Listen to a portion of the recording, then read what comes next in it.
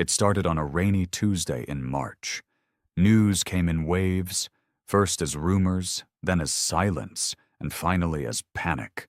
The skies lit up with burning trails, alien ships descending through the atmosphere, not to attack, not to trade, but to unload. They called it a galactic correction. That's what the transmission said. Cold, formal, almost smug. Some alien council, far beyond human reach, had decided Earth was too emotionally reactive, too naive in its defense of self-determination in the outer colonies. Our refusal to support their oppression, to stay quiet while planets were stripped and voices crushed, that made us soft, they claimed. So, to teach us a lesson, they dumped 6 million displaced beings onto our surface, from a dozen different planets, victims of wars we didn't start, beings with nowhere to go. Some with scars deeper than we could understand. They weren't monsters, just desperate, broken people. And we were told, now you deal with them. The first ship came down near the Rockies. Massive, quiet, not a single weapon on it. When it opened, there was no army, no chaos, just rows of the displaced. Tall, skeletal species with skin like cracked stone. Small, insectoid ones with twitchy limbs and terrified eyes. Mothers clutching children. Old ones that could barely move. The world panicked. Of course it did. Governments shouted over each other. Some said to close borders, treat the arrival as an invasion. Others screamed for help from the same council that had punished us. But help never came. And somehow, amid all that noise, it was the everyday people who stepped forward. In Denver, a high school principal opened his school as a shelter. In Lagos, a retired nurse began organizing health checks for the insectoid children. In Mumbai, a young woman used a drone network to deliver food drops. They didn't wait for permission. They saw the pain and acted. I remember the first time I met one of them. His name wasn't something I could pronounce, but it sounded like humming glass. He stood taller than any human I'd ever seen, with skin like cooled lava and eyes that shimmered like oil on water. He didn't speak at first, just stared silently as I offered him water. He took it in both hands like it was sacred, drank slow, careful. Then he said, in near-perfect English, "You're not afraid of me?" I shook my head, though truthfully, I was. A little. But more than that, I was curious. He told me his story. His planet had been torn apart for its resources. His family, gone. Not to war, but to bureaucracy. Processed, lost, forgotten. He didn't cry, his species didn't. But he told it like someone who'd carried it too long. That was when I knew. This wasn't just an alien problem. This was a human one now, whether we liked it or not. Not everyone felt the same. In some cities, there were protests, then riots, then attacks. A bombing in Berlin killed 23. 14 were refugees. Conspiracy theories flooded the net, that it was a covert invasion, that they were spies, that they were diseased. It spread like wildfire. But the strange thing was, even as that ugliness tried to spread, it was always drowned out by something bigger. Kindness. In Buenos Aires, thousands gathered to build shelters. In Seoul, volunteers taught language classes to refugees who wanted to work. In New York, people stood in lines for hours just to donate shoes. Not all of Earth answered with fear. Much of it answered with heart. I think that's what made them panic. The council, I mean. They expected chaos, breakdown, that we'd turn on each other, that our compassion would eat us alive. Instead, it made us stronger. Earth became something they hadn't prepared for. A symbol and a threat. We didn't have a blueprint, no guidebook, no galactic manual on how to absorb 6 million souls from 17 different species into one struggling, fragile planet. Everything we did, we had to figure out in real time, often by trial, error, and raw instinct. And we made mistakes, plenty of them. There were fights over land, over language, over culture. There were misunderstandings that turned deadly. A group of desert dwellers from a water-poor world almost died when their camp was built next to a polluted river in southern Africa. They didn't understand filtration or warning signs. We didn't understand their biology. It cost lives. And then there were the purists, human extremists who believed Earth was for humans, full stop. They started wearing uniforms, carrying weapons, claiming to be protectors of the pure species, as if we hadn't learned anything from our own bloody history. But even in that chaos, something strange was happening. Slowly, quietly, people were adapting. I remember walking through one of the early integration zones, set up in old shipping yards outside Lisbon. Rows of retrofitted containers turned into homes. Some were warm, with handmade curtains and cooking fires. Others were quiet, almost empty, occupied by refugees who hadn't spoken since they arrived. In one corner, a woman named Adira, an earthborn linguist who used to teach at a university, sat cross-legged with a group of young refugees whose skin glowed faintly in the dark. They called themselves the Ferritai. They communicated using a mix of low-frequency vibration and color changes in their skin. Adira had built a simple device, a box with sensors that converted their vibrations into a crude voice.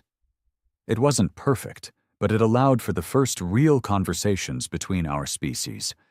The children were the first to laugh.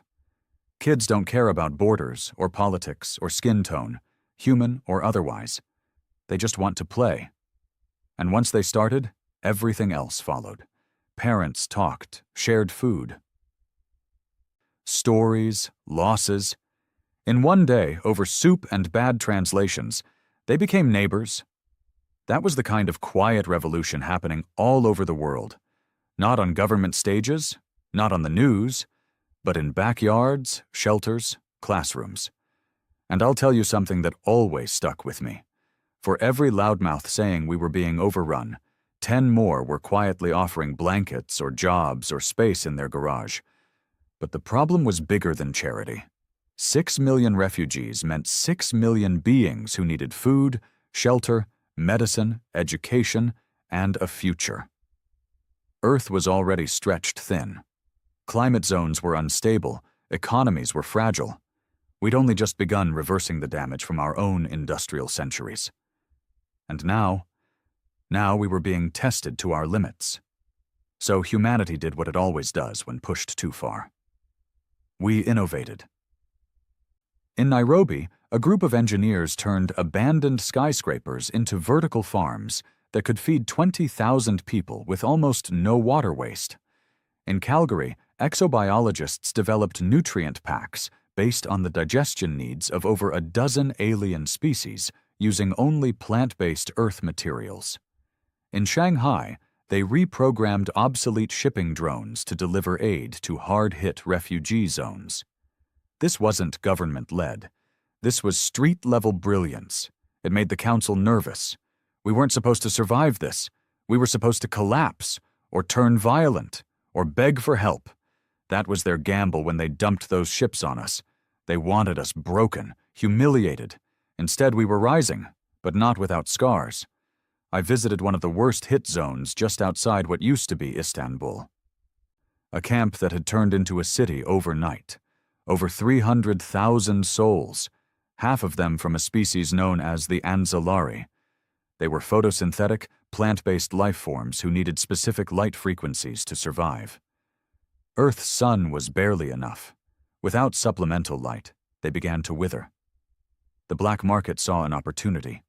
Shady vendors sold artificial UV bulbs at 10 times the cost, some of them faulty, some of them lethal.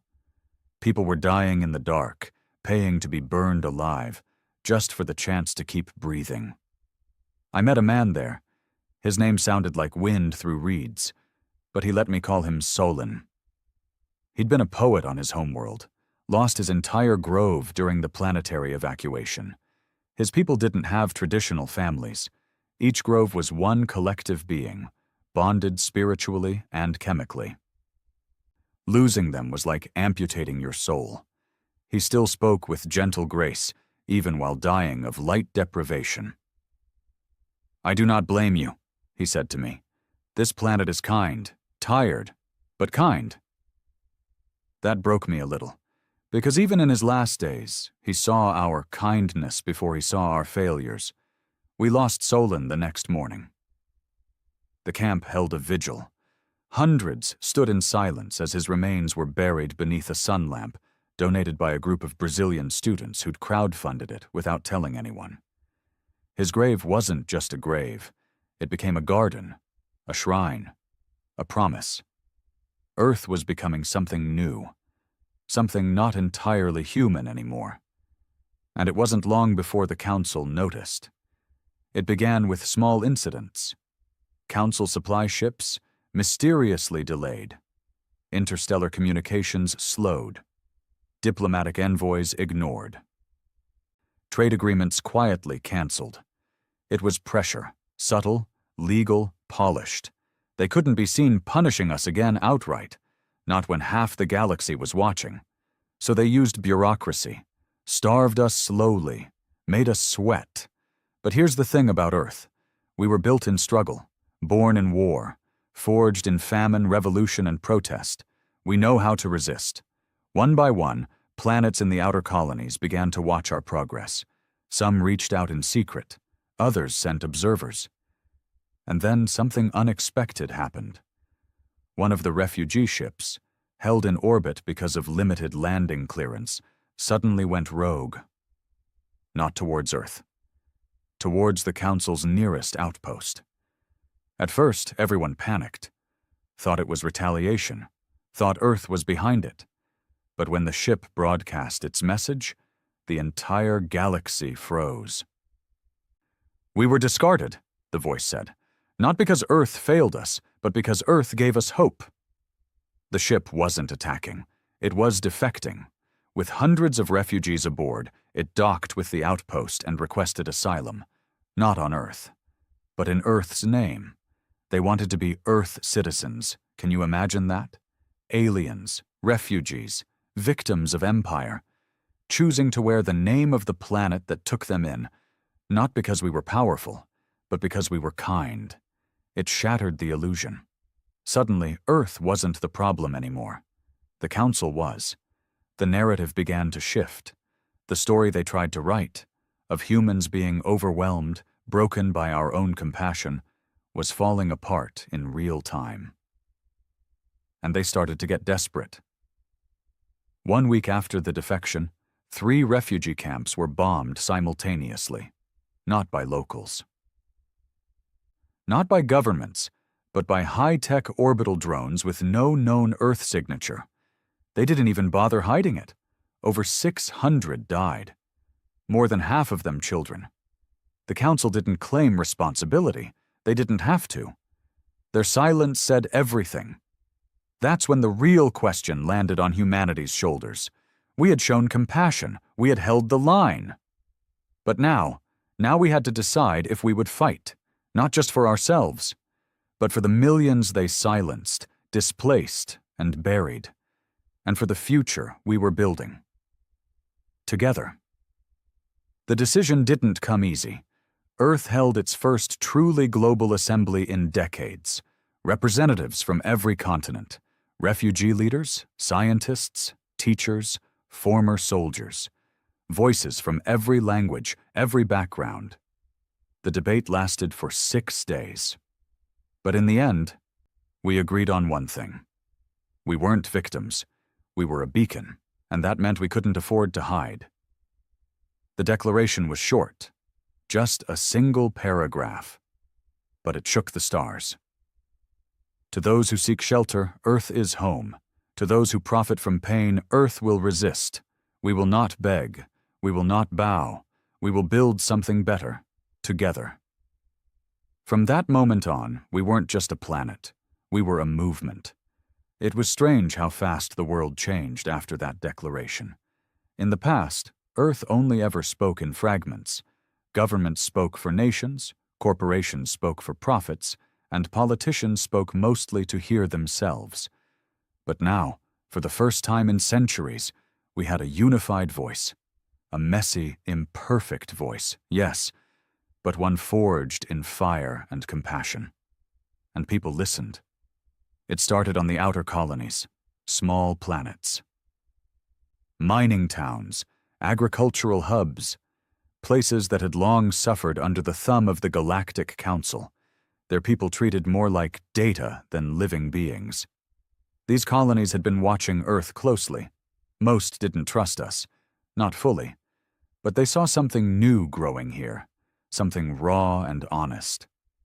When Earth sent out that declaration, simple, defiant, and inclusive, it struck a chord that hadn't been heard in generations. On the planet Galore 6, a resistance group that had been hiding for a decade broadcast Earth's message into the heart of their capital. On Niveron, a planet whose population was nearly enslaved under council labor codes, workers walked off the job in silent protest. And somewhere in the asteroid belt near Vega, a rogue broadcasting satellite reactivated and started repeating Earth's signal on loop. We will build something better, together. But it wasn't just words that shook the stars. It was action. We started mobilizing. Not with warships. We didn't have many. Not with armies. We didn't believe in conquest. But with alliances. With technology. With hope. The 6 million refugees who had been dumped on us? They weren't victims anymore. They were builders, scientists, engineers, healers, warriors. Their skills were diverse, and their anger had found a purpose, not for revenge, but for justice. One of the first joint missions launched from Earth's orbit wasn't a weapon. It was a medical fleet. 6 ships, built using human engineering and alien biotech, staffed by multi-species crews. Their goal, to travel to abandoned war zones across the stars and deliver care. They called themselves the Mendicant Fleet, and they went where the Council had caused the most harm. They treated radiation sickness on the moons of Delaris. They rebuilt lungs for miners on Verone 3 who had been breathing toxic dust for decades. They taught local doctors how to create sustainable medicine from native plants and alien biochemistry. Everywhere they went, they flew a single flag, a blue circle wrapped around a green flame. Earth's new symbol. It wasn't about territory anymore. It was about trust. Back home, not everyone was on board. There were still pockets of resistance, those who believed we were giving too much, too fast, that we were risking everything for people who weren't ours. There were attacks, sabotage, disinformation campaigns. In one heartbreaking case, a refugee shelter in Alaska was burned to the ground by local purists. No one died, but every family lost the only place they had felt safe in months. The response from the community was immediate. Hundreds of people from the nearby towns arrived the next day with food, clothes, tools. Volunteers rebuilt the shelter in under a week. The local church donated its land to make sure the new shelter was bigger and warmer. A teenager who helped carry the beams said something that would later go viral. If aliens can survive genocide and still trust us with their lives, the least we can do is hold the damn door open. It wasn't perfect, but it was powerful. Earth had been forced to become more than a planet. We were becoming a sanctuary, and sanctuaries need guardians. So we built them. The first of the Unity Guard were trained in the Himalayas, at a repurposed base that used to be a weather station. The Guard wasn't an army. They were peacekeepers, engineers, translators, protectors. Each unit was made up of a mix, humans and refugees side by side. They trained in zero-gravity, harsh weather, biohazard scenarios. They learned 20 languages between them, including nonverbal and telepathic communication. I met one of them. Her name was Lyra. She'd grown up in rural Kenya, lost her brother in the first refugee riots, and signed up not out of vengeance, but to protect people like him. Her partner, a tall, spindly being from a swamp world called Jireen, had once been a field surgeon in a war zone. Together, they ran security for refugee schools in contested zones. Lyra told me something I've never forgotten. "We're not protecting Earth from aliens," she said. "We're protecting the future from fear." But as Earth grew more united, the Council grew more desperate. That's when they sent their message. It wasn't a declaration of war. It was worse. They called it the Reckoning Directive. A cold, legal document, dozens of pages long, laced with diplomatic venom. It said Earth had violated multiple interstellar trade agreements by harboring political fugitives, that by assisting enemies of the galactic order, we were in breach of galactic law, that unless we surrendered specific individuals, including refugee leaders and Earth diplomats, we would face planetary quarantine. Quarantine. It sounded like science, clinical, logical. But we knew what it meant. Isolation, blockade, starvation, death by red tape. We had 2 weeks to comply. Our world held its breath. In the past, that kind of threat would have broken us. 2 decades ago, Earth was fractured, distracted by profits, tangled in bureaucracy, afraid to rock the boat. But that Earth was gone. Now our leaders held a press conference, not behind podiums or in marble halls, but standing together on the rooftop of a refugee hospital in Senegal. The statement was clear. "We will not give you our friends." Simple as that. Within hours, Earth's global network lit up. People from every region sent messages of support, videos, artwork, songs. Kids made posters. Refugees translated Earth literature into their own languages and shared it across the stars. We were done being silent. The Council responded with force. On the 14th day, a blockade formed above our orbit. 30 Council ships, sleek, silver, lined with weapons. They didn't fire, not yet, but they cut off our off-world comms, our trade lanes, our satellite feeds. We were alone. Or so we thought. The first message came from beyond the system, from a planet called Ithiska Prime.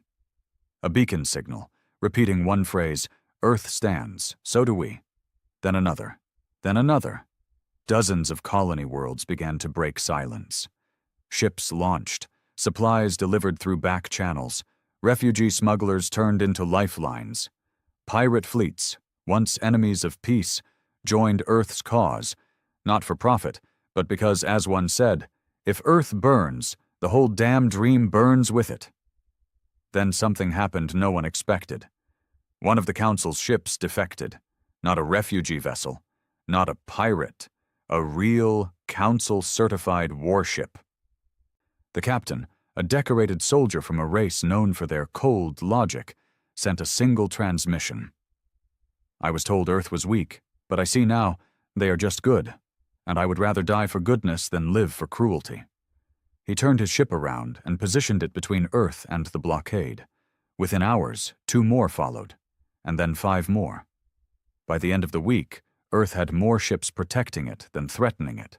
The Council didn't retreat. Not yet. But they paused. And in that pause, we grew stronger. Back on Earth, life didn't stop.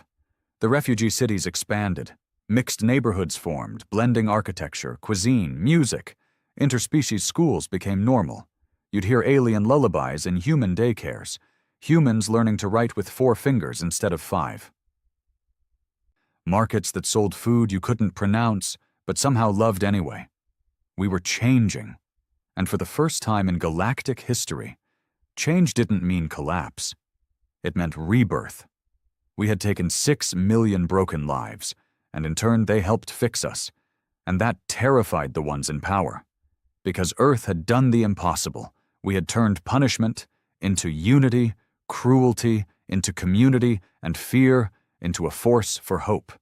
You could feel it in the air. Even though the Council ships still hovered in Earth's orbit like silent vultures, something had shifted. They weren't the center of fear anymore. We were no longer looking up in terror. We were looking forward, planning, building. And it wasn't just us.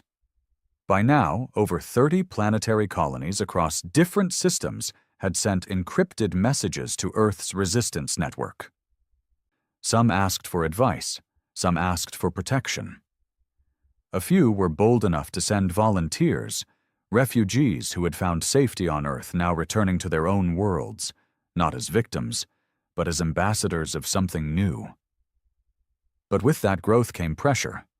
Earth's leaders, what we now called the Terran Unity Council, had to hold together a wildly diverse world. And not just humans anymore. There were 17 known alien species living among us, each with their own customs, needs, histories. Some tensions simmered. There was a near disaster in the Amazon region when a group of aquatic refugees tried to redirect a freshwater river into a nutrient tank for their young. Local farmers panicked, thinking it was a takeover. One man even fired a gun into the air. But nobody died that day. Because by then, each refugee settlement had what were called harmony units, mixed teams of humans and refugees trained in conflict de-escalation. They didn't come in with guns. They came in with understanding. By sundown, both sides were sitting under trees, trading fish and fruit, watching the kids play together. It wasn't easy, but it worked. That became the new standard. Not perfection, but effort. We learned things fast, like how certain ferriti children whose skin could absorb ultraviolet light were being overexposed in certain parts of Australia. Schools started building special shaded domes. Teachers learned ferriti color shift sign language. In return, some of the ferriti helped humans improve their solar panel tech, doubling efficiency with a single adjustment. Give and take. That's what it became. Back at the orbital blockade, tensions were boiling. The Council had started issuing direct threats. Not flashy, not cinematic, just quiet shutdowns. They began freezing accounts, blocking food shipments to allied worlds, targeting human-built infrastructure in remote colonies. In one tragic case, a refugee-run hospital on Gliese 47 was bombed by Council proxies. They claimed it was a smuggling hub.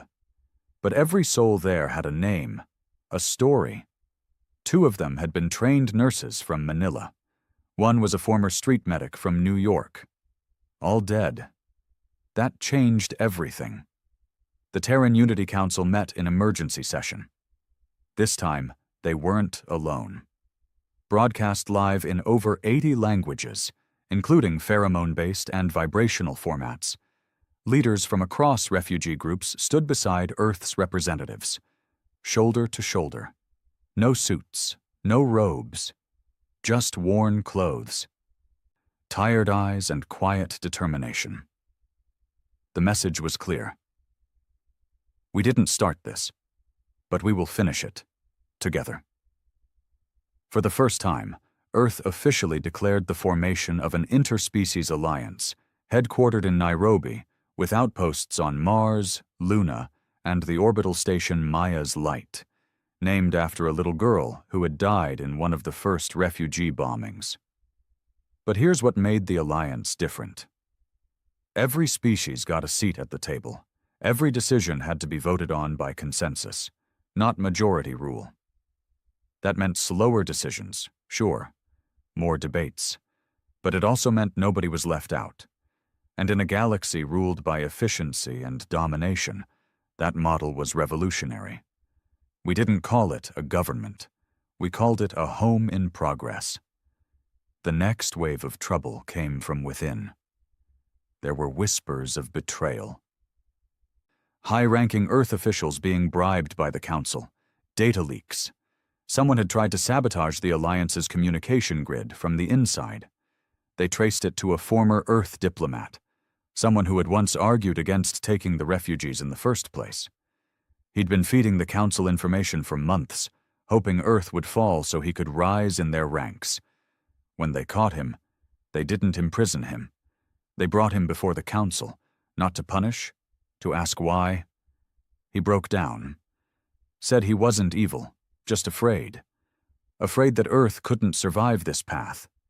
That compassion was weakness, that he had tried to protect the planet by giving the council what it wanted. He looked around the room as if expecting a firing squad. Instead, one of the refugee elders stepped forward.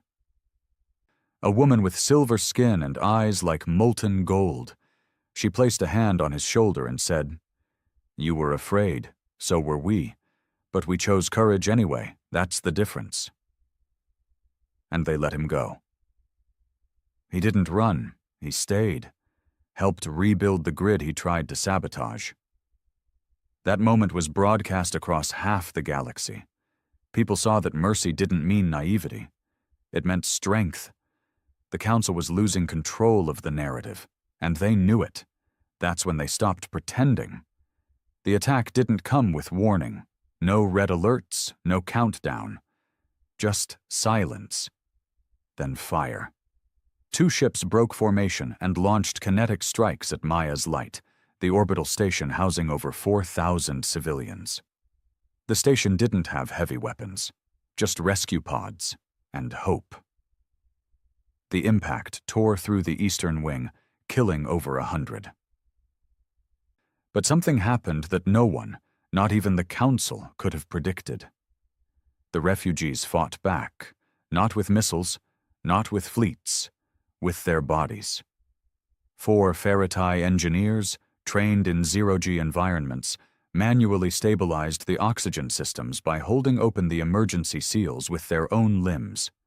They suffocated before help could reach them. 2 Anzalari healers, whose biology allowed them to withstand radiation, crawled through leaking reactor chambers to trigger emergency cooling. They didn't survive either. But the station? It held. And in the days that followed, it became a symbol again. This time, not just of survival, but of sacrifice. Across Earth, memorials were built. Not statues, not monuments, gardens, living things, just like those who had been lost. People didn't cry for aliens anymore. They cried for friends. That grief turned into something sharper. The Terran Unity Council, now backed by nearly 50 worlds, issued its final message to the Galactic Council. It wasn't diplomatic. It wasn't poetic. It was simply this: "You cannot scare what has already survived hell. We will not kneel." Earth wasn't looking to rule. But we weren't looking to beg either. So the Interspecies Alliance launched its first official mission, Project Haven, a multi-planet initiative to create protected zones for any being fleeing Council oppression. Safe corridors, supply routes, mobile sanctuaries, Earth tech mixed with alien resilience. They even converted one of the old refugee ships into a traveling embassy, half hospital, half school, fully armed with the best defense systems we had. And etched on the hull, in over 100 languages, were the words that started this all: "We chose compassion, not cruelty." That's when the tide truly began to turn. Council worlds started revolting. Trade hubs refused to enforce sanctions. Some council soldiers began leaking internal documents, exposing centuries of exploitation and cover-ups. And slowly, painfully, the council's grip began to slip. Back on Earth, things were still hard. Not every city was perfect. Not every neighbor got along. There were still protests, still setbacks, still reminders that progress doesn't come clean. But there was music again, and laughter, and food that mixed spices from 3 planets, and neighborhoods where kids spoke 4 languages before the age of 10. We had been punished for our compassion, but instead of breaking us, it remade us, and in doing so, it gave the galaxy something it hadn't had in centuries: hope. By the time Earth's Project Haven launched its 3rd mobile sanctuary, the Council's silence had turned bitter. They weren't speaking through declarations anymore. They'd stopped sending ambassadors, stopped issuing sanctions, stopped pretending they were in control of the story. Now they were speaking only through violence. It started as whispers, unexplained disappearances, refugees en route to Earth who never arrived, ships gone dark in safe zones, entire planetary communication networks blacked out for maintenance. No one wanted to believe it at first. But soon, the truth came through. They had started targeting refugee routes, not with fleets, with precision, silent, selective elimination. No witnesses, no broadcasts, just disappearances. Ghost attacks. The galaxy began calling them clean sweeps. One of the first survivors, barely clinging to life after drifting in an escape pod for 5 days, was a boy no older than 9. He wasn't human. Something close, though. He had sand-colored skin that shimmered faintly in the light, and his eyes looked far too tired for someone his age. He didn't speak when we found him, just stared at the stars through the glass window, mumbling the same 3 words over and over. "Where's my sky?" He wasn't the only one. By the end of the month, 32 known transports were missing. 16 colonies had gone silent. The message was obvious. The Council couldn't crush Earth's spirit, but they could make kindness expensive. If we kept helping, we'd keep losing. But what they didn't count on, what they never understood, was that Earth had already made peace with loss. We'd lived through world wars, famine, genocide, climate collapse. We knew grief, but more importantly, we knew how to carry it. So we carried it forward. We started arming the sanctuaries, not with weapons meant to destroy, but shields, cloaking fields, displacement tech borrowed from alien allies who once had to use it to hide entire cities. Every mobile embassy was now equipped to disappear into the void if needed. We turned refugee routes into moving puzzles. No fixed paths, no predictability. Convoys were randomized. Decoy signals blasted across frequencies. Even Earth's orbital station, Maya's Light, had a new twin, cloaked in lunar shadow, built in secret by human and refugee engineers working in silence. But we couldn't just hide forever. So we built Horizon Watch. It wasn't a weapon. It was a listening array, one that could track Council fleet activity across a dozen systems using signals buried beneath radiation storms, solar interference, even black hole echoes. It was alien tech at its core, fused with Earth's AI and intuition. It was beautiful, sprawling fields of mirrored spires positioned in the deserts of northern Chile, shimmering like glass mountains under starlight. We called it the Ear of Earth, and with it we saw what came next. A fleet. Larger than anything the Council had deployed in centuries, not headed for Earth, but for Vera 9, a small moon where over 100,000 refugees had built a fragile new home under Earth's protection. We didn't have enough time to evacuate, but we had something better. We had them. The refugees. They weren't just survivors anymore. Over the last few years they had trained, learned, built. They knew the land better than any invading force. And for once, they were not running. They were standing. Earth sent what we could. Peacekeepers, medics, engineers, a few outdated defense ships. But when the Council's fleet arrived, what they found wasn't a target. It was a fortress made of desperation, love, and stubbornness. They expected compliance. They found resistance. The siege of Vera 9 lasted 12 days. It wasn't clean. It wasn't cinematic. It was chaos. Skirmishes in the dirt, handheld shield generators, gravity grenades, improvised drones. At one point, a field of mirrored plants, genetically modified by a refugee botanist, was detonated, blinding an entire Council battalion long enough for civilians to escape. I watched the footage later. Silent, shaky body cam video from a refugee teenager who'd volunteered as a runner between medical tents. In the middle of an airstrike, She turned her camera toward the sky, her face covered in ash, and whispered, "You said we could stay, so we're staying." That clip was replayed 1,000,000 times across the stars, and when the council finally withdrew, they didn't take the moon. They didn't even scratch its surface. Instead, they left behind the one thing they never meant to create: a legend. Vera 9 became a rallying cry. Refugees on distant worlds painted its symbol, 3 streaks of blue over a silver moon, on walls, ships, clothes. Children knew the names of its defenders the way we used to know pop stars and sports heroes. Even Earth schools began teaching about the siege, not as a war story, but as a lesson in what unity truly costs. The Council had tried to bury the spark. Instead, they'd lit a wildfire. The interspecies alliance swelled. Planets that once sat on the sidelines began joining, not in hatred, not in vengeance, but because they saw what Earth had done. We hadn't just offered shelter. We'd offered dignity. Back on Earth, we were still struggling. Cities had changed. Infrastructure stretched thin. Not every neighborhood was ready, not every heart open. But the line had shifted. Even the doubters, the ones who once feared the alien problem, couldn't ignore the reality anymore. These people weren't guests. They were family.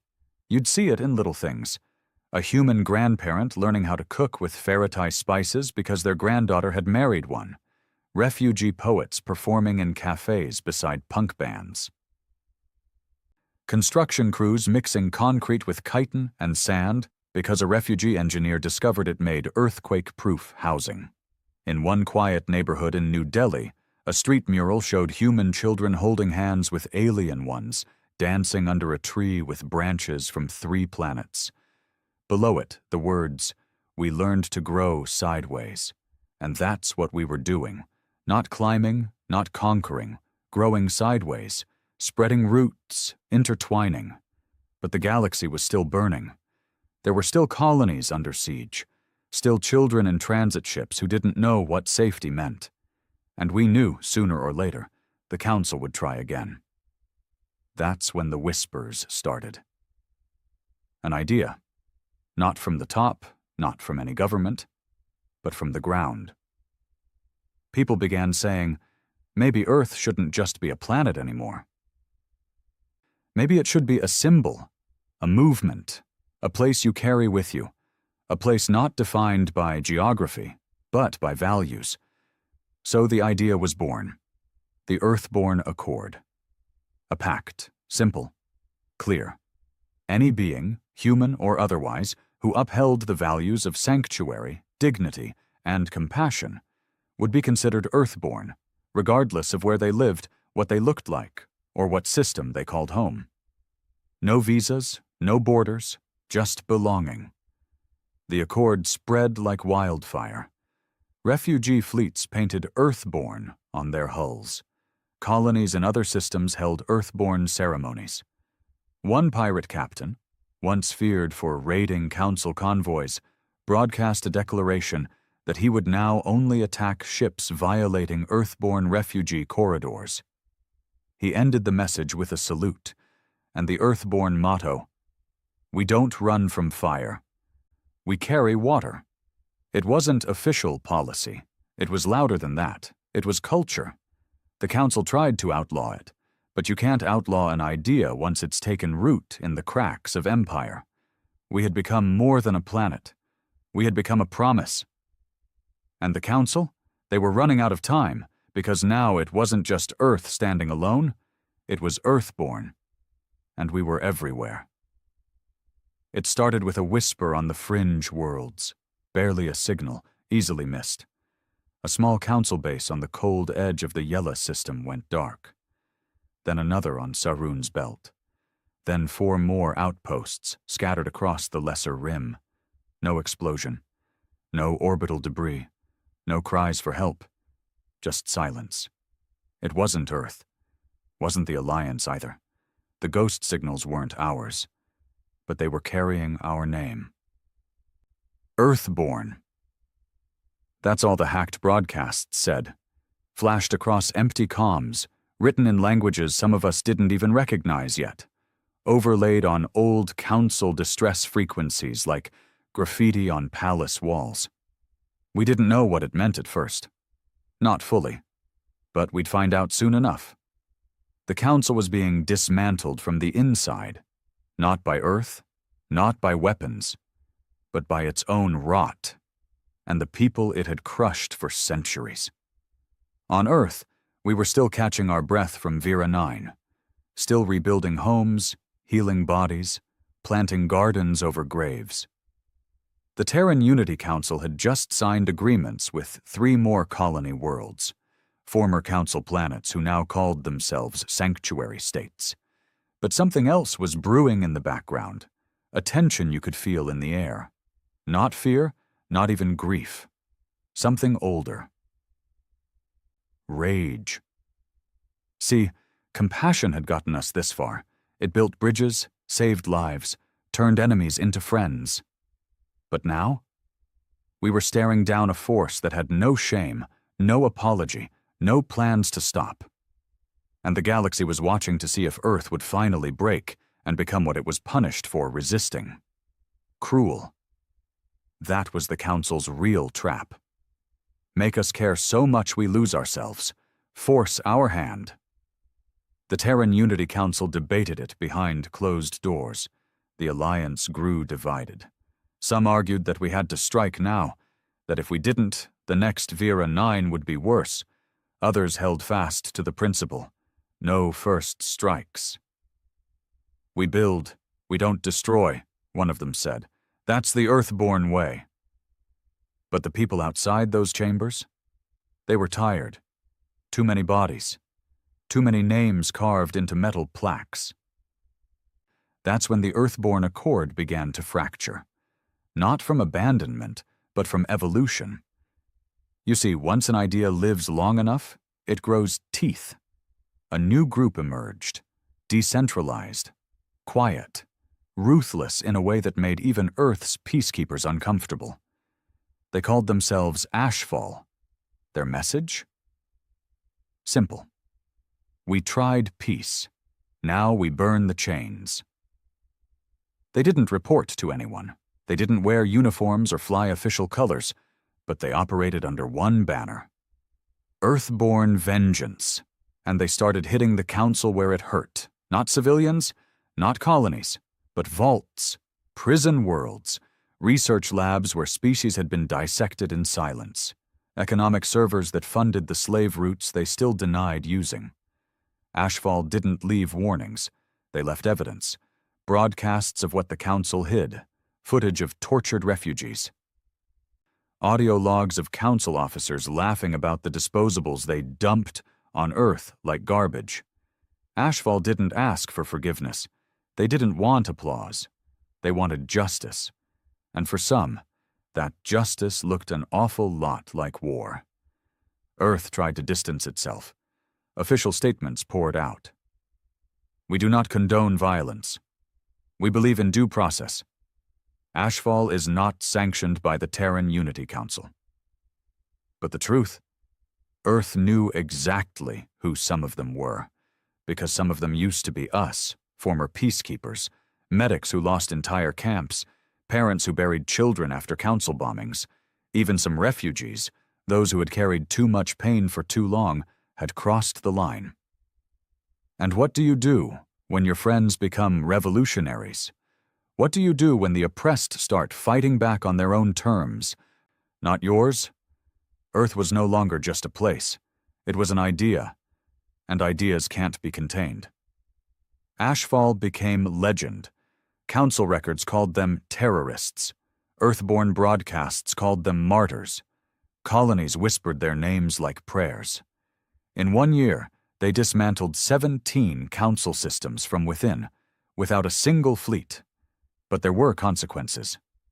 For every council base that fell, 2 more planets saw their trade routes severed.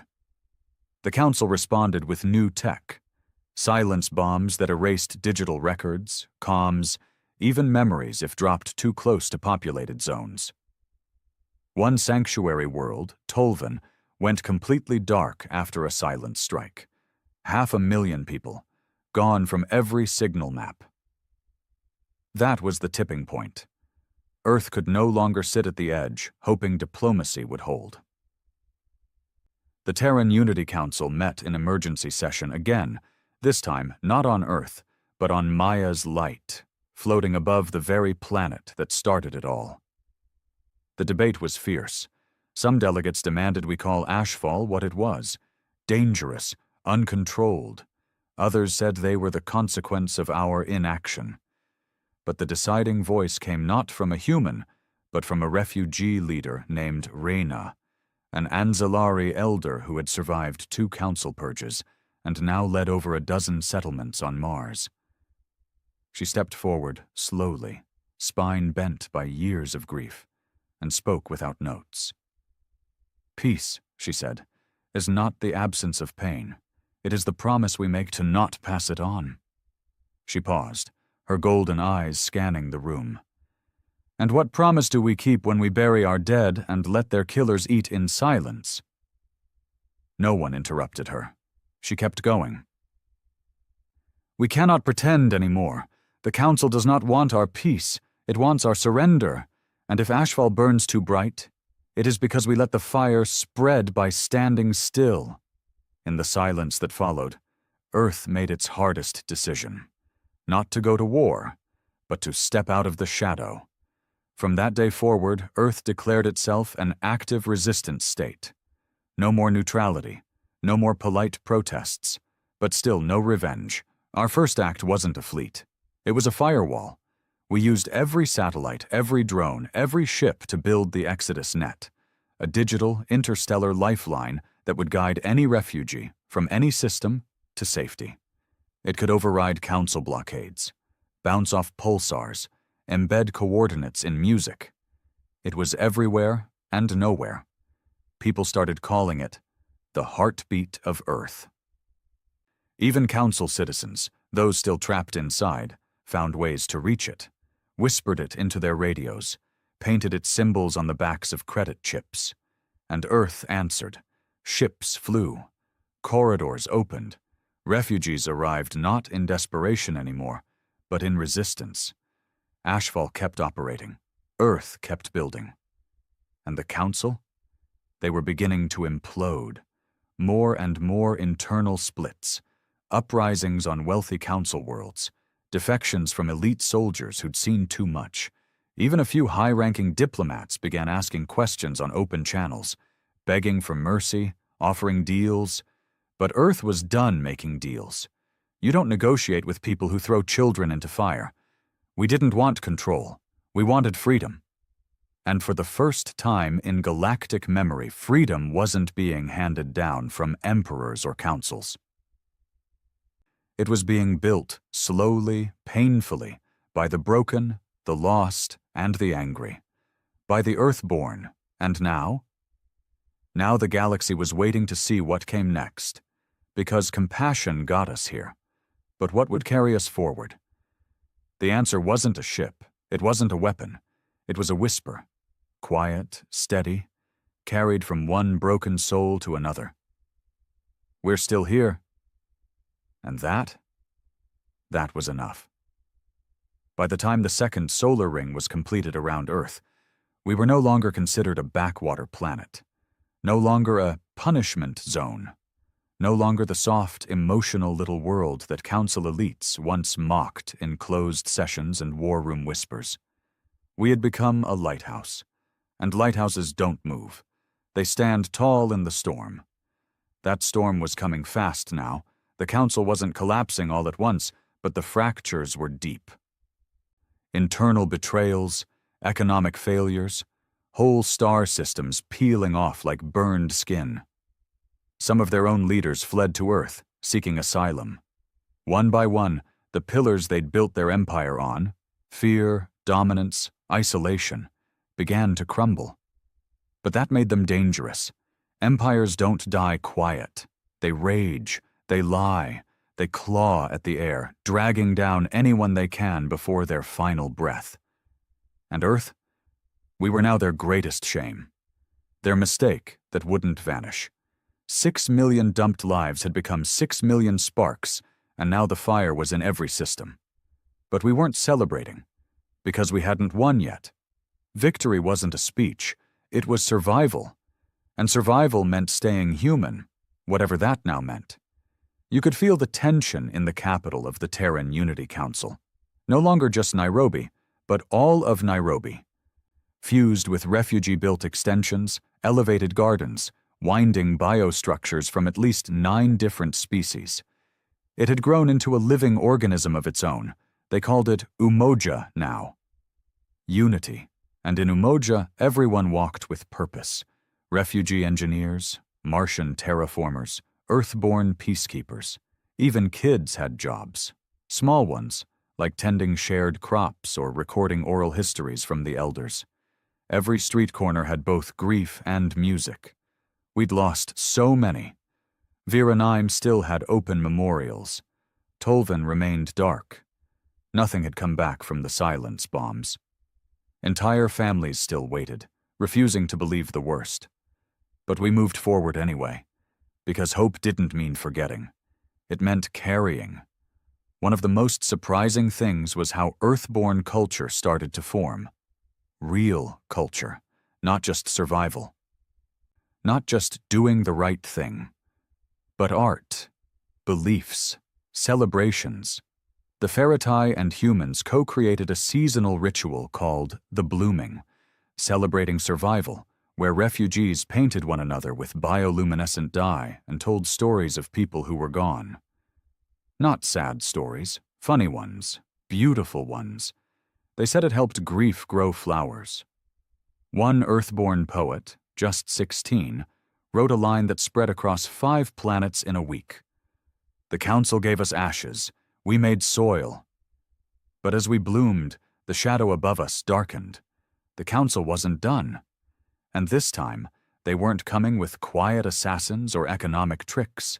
They were coming loud.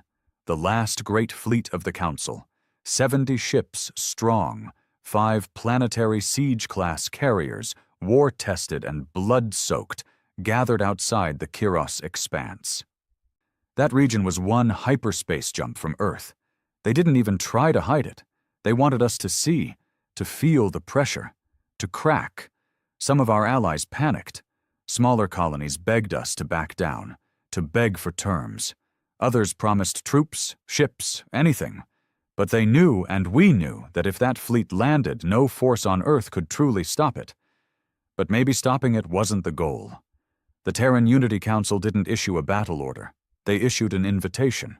It was absurd on paper, insane even. But real peace always sounds that way before it happens. They called for an emergency summit, on Earth, in Umoja, and not just for council members, for everyone, even the broken, even the angry, even the ones whose hands weren't clean, every known species, every rebel world, every exiled diplomat was invited to come and witness what Earth had become, and decide if the old ways were still worth protecting. Some called it arrogant, some called it suicidal. But Earth wasn't asking. We were offering. That's the difference. And they came. Not all, not most, but enough. 4 council delegates, 2 Ashfall operatives, faces hidden, voices low. 5 resistance leaders from Vera 9. A child from a colony bombed in silence, carrying a recording cube with every story their people had left. They all came. Not to trust. Not to sing. But to listen. The summit lasted 3 days, not in skyscrapers or marble halls, but in an open-air circle under solar vines and ancestral trees, with the city humming in the distance and refugee children playing within earshot. The council delegates expected lectures. Instead, they got questions. Why do you need control so badly? What would happen if you let go? What future are you really afraid of? They didn't answer at first. No one does when they're exposed. But eventually, one of them, a woman whose eyes looked carved from frost, stood up and said, "We were told Earth was weak because it felt too much. Now I see it strong because it never stopped. It wasn't an apology, but it was a start. Even Ashfall spoke. Just once. A single sentence, in a voice that sounded tired enough to fall apart. We don't want revenge. We want the killing to stop. Not everyone clapped. Not everyone agreed. But that night when the stars flickered over Umoja and old wounds sat side by side with stubborn hope, something shifted. Even the war fleet noticed. 3 ships peeled off, quietly, gone without a trace. By morning, 5 more had left formation. The Council didn't attack. They didn't retreat. They just waited, because empires never die in one explosion. They starve. They watch their prey grow teeth. They see kindness become something with armor. And then they fade. We weren't there yet. But we were close. The last thing that happened at the summit was unexpected. The child with the story cube stepped into the circle and played a recording. It was a lullaby. Not human. Not alien. Something in between. It had been created by refugees on Earth, blending harmonics from 8 species. And when it played, every translator device in the area turned off. Because it didn't need translation. It just was. Everyone sat still. Not because of fear, not because of politics, but because for one moment, every person in that circle remembered what it meant to simply exist together. Not perfectly, but peacefully. That night, someone scratched a message into the metal railing outside Umoja's western gate. No name, no title, just a sentence. We didn't survive to become monsters. We survived to end them. And maybe, just maybe, we were finally beginning to understand what winning meant. Not domination, not destruction, but removal of fear, of control, of the need to own. We weren't there yet, but we were becoming. We were Earthborn. In the years that followed the Umoja summit, we didn't celebrate, not the way old empires did.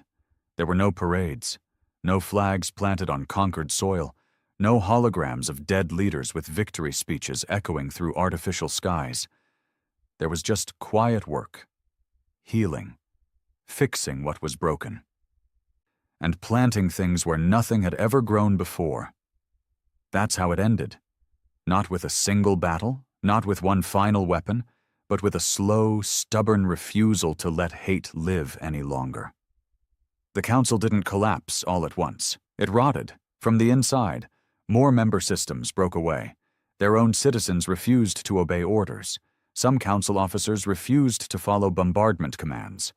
A few of the most powerful Council families, the ones who had funded the initial refugee purge, fled to unclaimed sectors. They were never found. No one hunted them. We weren't in the business of revenge. Not anymore. By then, Earth had helped resettle nearly 22 million beings across the stars. Refugees, orphans, defectors, Council survivors, and even a few species long thought extinct. Some chose to live among us. Others took what they needed and started new worlds under their own stars, with Earth's promise in their hearts. The Earthborn Accord grew from a whisper to a web. Planets once ruled by bloodshed now had Earthborn schools, where children of 8 different species learned side by side. Fleet engineers didn't carry rank anymore. They carried badges shaped like open palms. Even food changed. A single market on a space station near Vega once boasted 600 unique dishes, all fused from dozens of worlds. And through it all, Earth stood. We never became an empire. We never chased territory. Instead, we built. We built shelters on moons scarred by war. We rebuilt songs erased by silence bombs. We built languages that combined color, scent, touch, and sound. We built peace, not because we were soft, but because we knew the cost of war down to the last scream. And yet, we never forgot how this all started. 6 million. That number haunted us. It showed up in murals, in poems, in stories passed down by children whose parents had no graves. It lived in our memory, not to hurt us, but to shape us, to remind us that no matter how far we reached, we came from pain. And pain, when carried with grace, becomes strength. One of the last council outposts to be dismantled voluntarily was a communications array orbiting a collapsed star. Its commander, a man whose species had ruled over labor colonies for generations, sent a message before surrendering. Not to apologize, not to ask for mercy, but to confess. "We were wrong," he said, voice crackling through dust and distance. "We thought Earth would crumble under the weight of compassion. Instead, you taught the stars how to carry one another." That message was archived in the library of Umoja, which by then had become the largest interspecies knowledge center in recorded history. The walls were alive, covered in mosses from alien forests that changed color when someone read out loud. The floors hummed in soft frequencies to soothe the anxious. The ceiling showed stars, always real-time, always shifting. Every child who walked through that place learned the story, not just of Earth, but of what came after. One such child was named Leah. She had no known origin, found drifting in a frozen escape pod, wrapped in blankets that weren't hers. Her skin shimmered like dust under moonlight. Her voice came out like wind through cracked glass. No species claimed her. No record matched. But she was Earthborn, raised by two fathers, one human, one ferreti, in a refugee dome in South America. She grew up climbing trees that had never existed before the Alliance. She spoke 5 languages by age 7. She invented a 6th. And at 12, she asked a question that rippled across the Accord. Why do we still call them refugees, if they're home now? The council was long gone by then, but its shadow remained, and Leah, in her small, wide-eyed way, started a new wave of reform. She didn't mean to become a symbol, but sometimes the stars choose gently. By the time she turned 20, Leah was the youngest speaker ever elected to the Earthborn Accord Assembly. She refused to wear shoes at meetings. Always said, "The soil should remember who walks on it." Her first act, erasing the word refugee from all Earthborn documents. From that day forward, every being under the Accord would be called rooted, because they weren't floating anymore. They were home. Not just on Earth, not just on any one planet, but within each other. The final monument ever built on Earth itself was simple. No statues, no names, just a circle of stones, 6 million, each the size of a hand, each brought by someone, somewhere. People traveled from every corner of the galaxy to lay one down. Some cried, some sang. Most just knelt, touched the stones and whispered, "I remember." And that was enough. There were still problems, of course. Fights over water on arid moons, disagreements about colony borders, accidental offenses between species with very different understandings of touch or noise or silence. Even the Earthborn stumbled. But we stumbled forward, together, because the foundation was no longer power. It was care, and care, unlike control, cannot be toppled by force.